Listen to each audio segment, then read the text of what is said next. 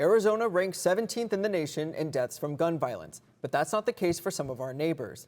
Cronkite News health reporter Deanna Pistono visited our neighbors to the east in New Mexico to find out how they fare when it comes to guns. Deanna? When it comes to gun violence, New Mexico is ranked third, well above what it is here in Arizona.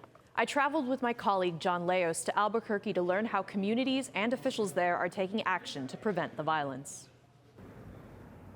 Antonio was my youngest. He was my only son. He was loved by everybody who encountered him. Sally Sanchez is one of many people in New Mexico who has lost a loved one to gun violence. On November 4th, Sanchez and others gathered in Albuquerque for the unveiling of a new mural by the nonpartisan organization New Mexicans to Prevent Gun Violence. We were a group of concerned citizens on the issue of gun violence after the Sandy Hook shooting, but also the issue of gun violence in New Mexico. So we banded together and started this nonprofit and have been going strong ever since. The augmented reality piece was actually presented to me by my director as one of the technologies that they wanted to introduce through this mural.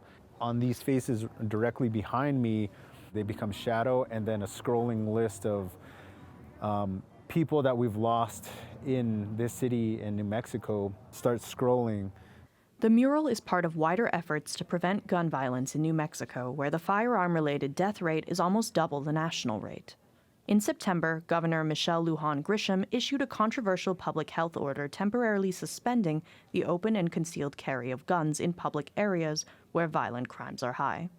Though a federal judge blocked the original order, an amended version now applies only near parks and public playgrounds. This amended order has been renewed until December 1st, 2023. Her heart was in the right place, but what happened was it created a lot of diversion, right? A lot of divisiveness. That's the word I'm looking for.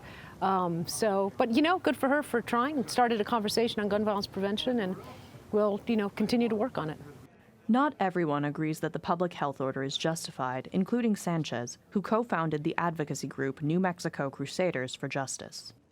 I think that the governor is overreaching with this public health order.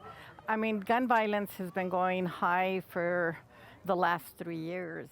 Taking people's guns is not the answer to me. It's not. It's holding them accountable.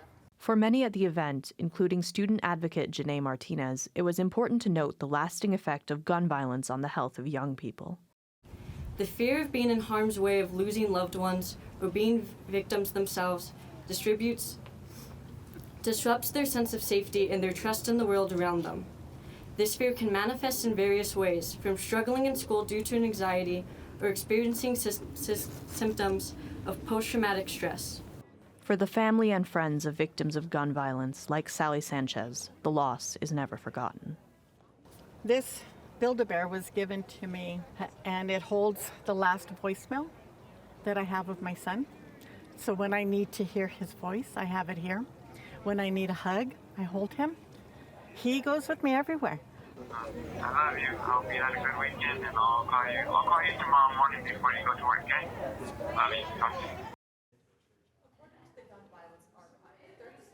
917 people have died in the United States this year as a result of gun violence, including suicide.